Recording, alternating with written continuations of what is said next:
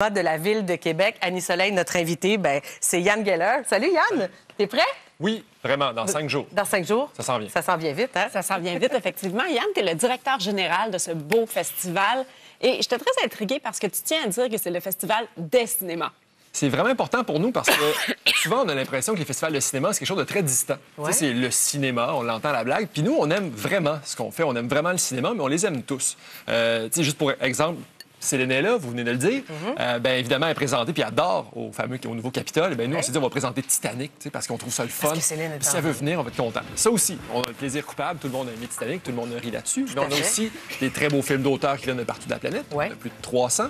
Puis, évidemment, on ouvre avec Le Magnifique Il pleuvait des oiseaux, avec Rémi Girard, avec Gilbert Scott et compagnie. On présente Vivre à 100 l'heure dans le tout nouveau Diamant. Ce qui fait que cette espèce de panoplie-là, ce buffet-là, pour nous, était vraiment super important à Québec. Il y a aussi un hommage, puis je tiens à ce qu'on en parle, au film Valérie, 50 ans. Ce film-là au Québec qui bousculait les conventions, choquait les gens. Danielle Ouimet sera là. Elle sera là et on est vraiment aussi très fiers parce que c'est bon, Mme Ouimet a quand même tout un parcours. Oui. Moi, je me rappelle d'avoir à la télé quand j'étais plus petit. Je me rappelle aussi d'avoir découvert Valérie comme ça au club vidéo.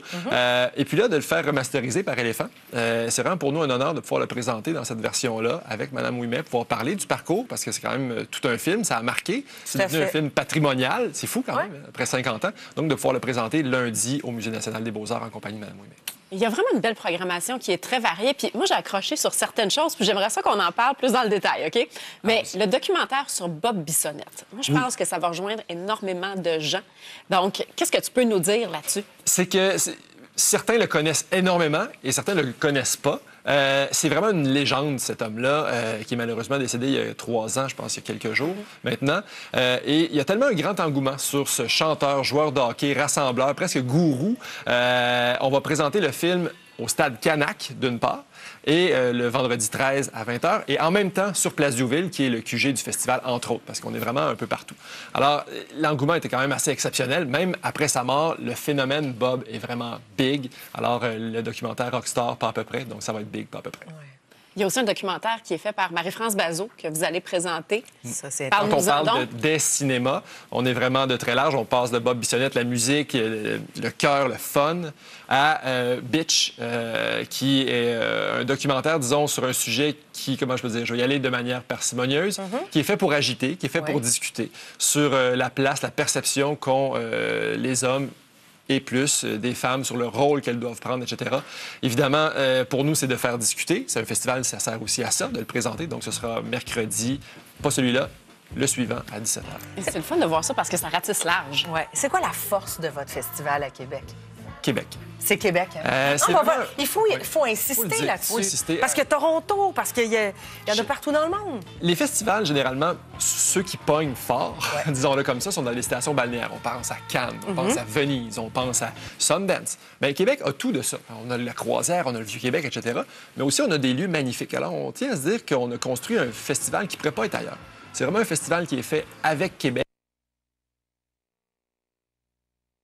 Hallucinant à Québec. Et je pense que même si on habite Québec, parfois, on les visite pas assez. Tout à fait. Et si on est visiteur, bien, on se doit de les voir. Mais c'est vrai que c'est une ville qui est riche en histoire, riche en culture. Et ton festival le démontre encore une fois à travers des films que tu nous donnes vraiment, vraiment envie On aime de dire voir. qu'on est un festival carte postale. Ouais. Avez-vous une fierté vrai? particulière cette année? Quelque chose que vous avez travaillé très, très fort pour aller Les obtenir? films québécois, la fierté, parce qu'évidemment, le cinéma, c'est pas facile. Bon, les fameuses premières, etc. Nous, on préfère dire on a l'opportunité de le présenter. Donc, on essaie de mettre ce mot-là de côté parce qu'on pense que ce qui est important, c'est de le présenter ici, même si on en a beaucoup. Les films québécois. Évidemment, Il pleuvait des oiseaux. Évidemment, Vivre à 100 l'heure, qui a été tourné ici, à Québec, Bélanger. sur Louis Bélanger. Le magnifique Kwesipan de 18 septembre. Il faut absolument voir ça. Fait par Myriam Véro, qui a fait 5e rang, qui a tourné avec des Inuits à Sept-Îles et au Ouachat Maliotenam, et qui vont être présentés ici le 18 en grande première aussi. Donc, c'est vraiment cette confiance-là des gens du Québec. Alors, le Festival de cinéma de la Ville de Québec, c'est du 12 au 21 septembre prochain. On visite le fcvq.ca pour tout savoir. Merci beaucoup, Yann. Et merci. Salut.